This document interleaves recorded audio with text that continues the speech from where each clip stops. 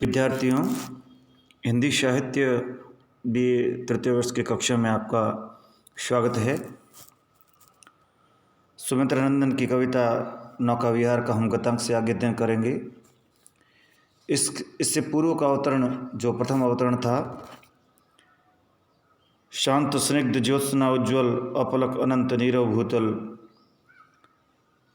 तापस बाला गंगा निर्मल, उस काव्यांश में गंगा को एक तापस बाला के रूप में चित्रित किया गया था। गंगा का मानवीकरण किया गया था। परीक्षा की दृष्टि से वह काव्यांश अत्यंत महत्वपूर्ण है। अब हम दूसरे अवतरण का अध्ययन करेंगे जो इस प्रकार से है। चांदनी रात का प्रथम प्रहर, हम चले नाव लेकर सत्वर।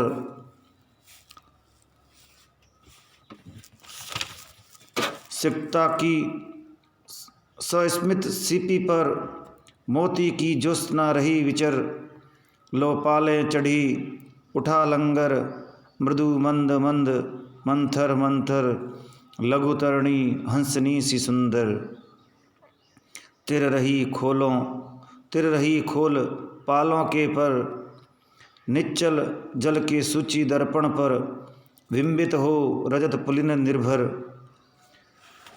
दूहरे ऊंचे लगते क्षण भर।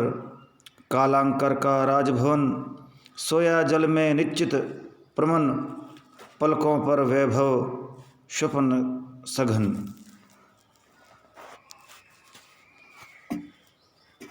कवि रात्रि के समय नौका विहार के लिए निकला है, नौका पर घूमने के लिए निकला है, और उस समय का जो प्राकृतिक दृश्य है उसको कवि ने शब्दबद्ध किया है। चांदनी रात का प्रथम प्रहर। चांदनी रात का, यहाँ चंद्रिका से उज्ज्वल जो रात्रि है, चांदनी से जो परिपूर्ण जो रात्रि है, उसका पहला प्रहर है। हम चले नाव लेकर सत्वर, सत्वर यानी शीघ्रता से, जल्दी से, और गंगा की धारा में हम नाव लेकर शीघ्रता से चल पड़े।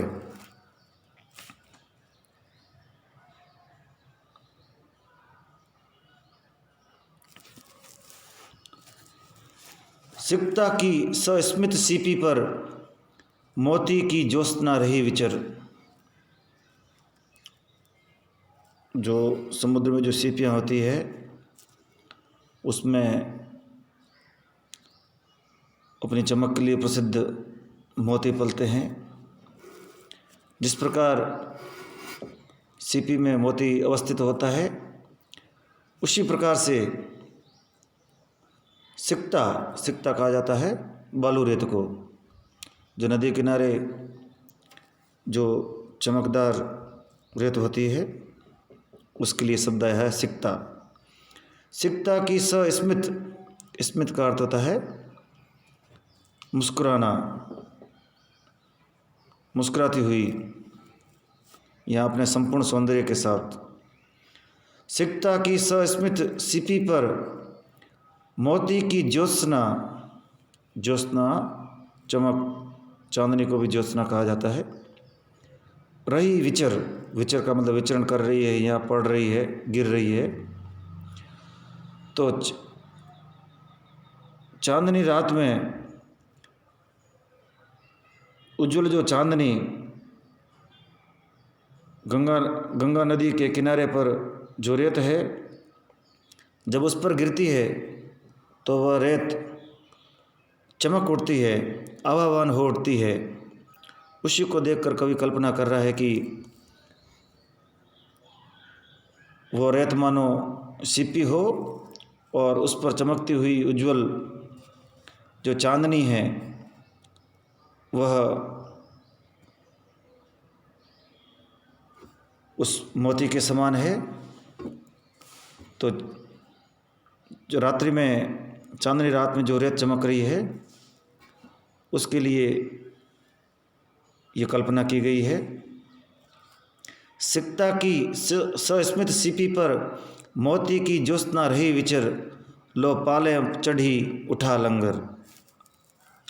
नाव की पालें खोल दी गई है और जो नाव को बांधने के लिए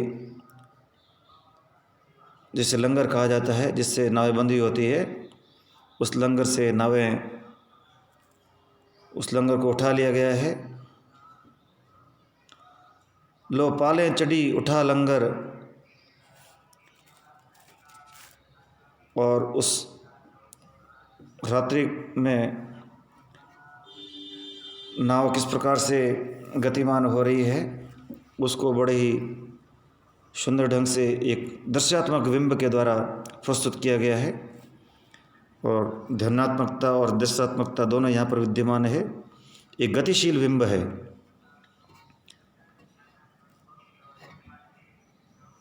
उपमा और अनुप्रास का सौंदर्य भी यहाँ विद्यमान है। मृदु मंद मंद मंथर मंथर, जो नाव है वो धीरे धीरे हिल रही है, उसमें मृदुता विद्यमान है।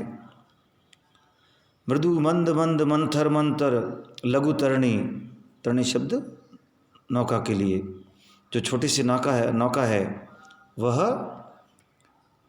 गंगा नदी में बड़ी मृदुता के साथ में मंद मंद मंथर गति से हिल रही है, यहाँ आगे की ओर बढ़ रही है। हंसनी सी सुंदर, और वह छोटी सी नाव जिस पर सवार होके कवि नौका विहार के लिए निकला है गंगा नदी में।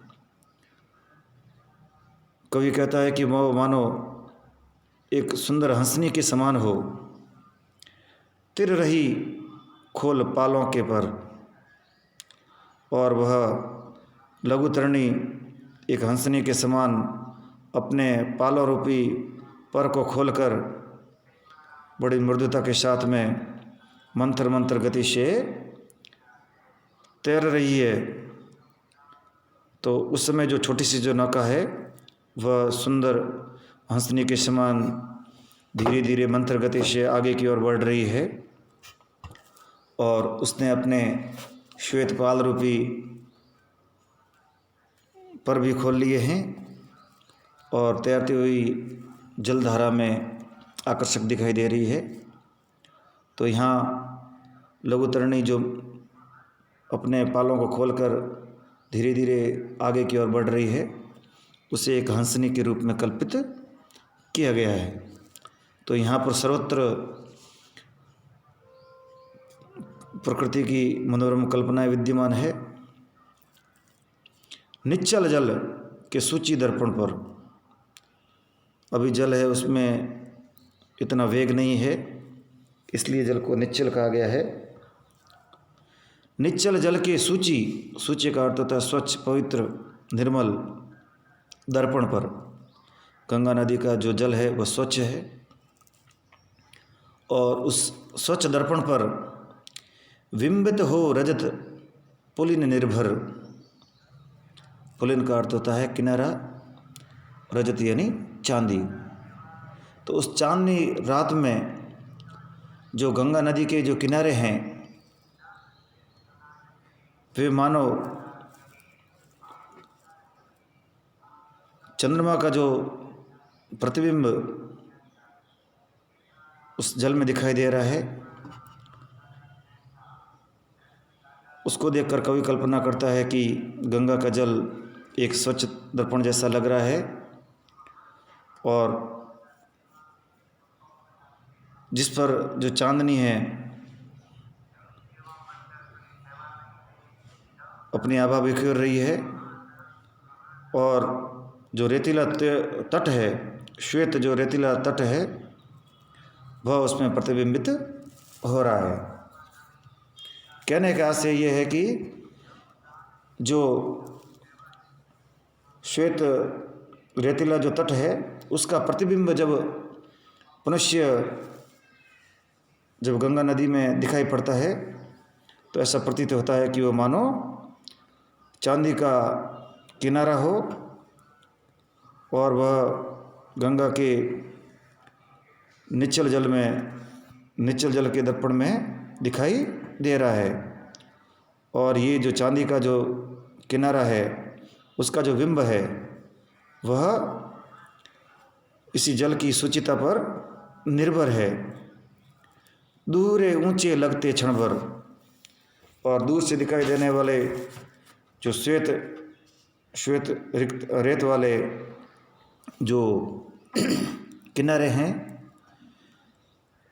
वे कभी कभी दूरे ऊंचे लगते क्षण भर, कभी वो नज़दीक दिखाई देते हैं और कभी लहरें उठने के कारण दूर जाते हुए प्रतीत होते हैं, कभी ऊंचे उठे हुए प्रतीत होते हैं। इसलिए कवि ने कहा है कि दूरे ऊंचे लगते क्षण भर, वे क्षण भर के लिए ऊंचे प्रतीत होते हैं।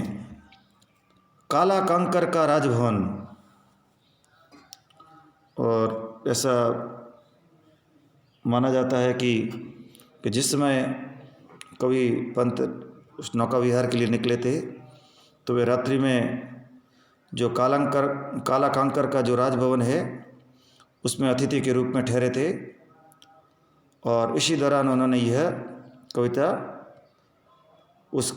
ये जो कविता में जो कल्पना की गई है वो कल्पित की थी।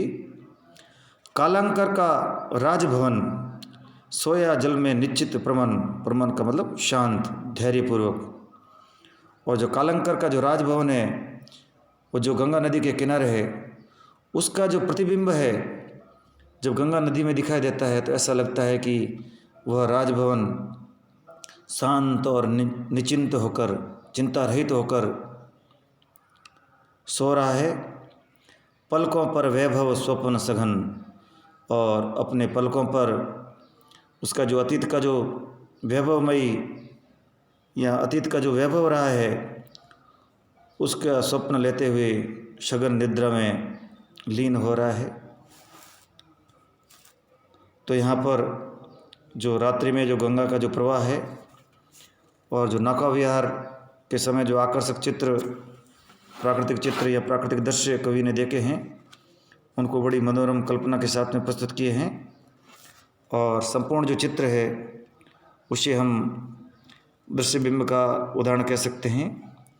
और मृदु मंद मंद मंथर मंथर लघुतरणी हंसनी सी सुंदर तिर रही खोल पालों के पर। इस काव्यांश में इन पंक्तियों में एक गतिशील जो दृश्यात्मक बिंब है कवि की आकर्षक कल्पना को दर्शाता है। और मानवीकरण अलंकार या मानवीकरण तो सर्वत्र विद्यमान है ही, और जो भाषा है वह तत्संप्रदान है। तो इस प्रकार से कवि ने रात्रि के समय जो गंगा नदी की जो शोभा है उसमें विभिन्न जो प्राकृतिक दृश्यों को देखकर उनको सुमधुर कल्पना के साथ में प्रस्तुत किया है। धन्यवाद।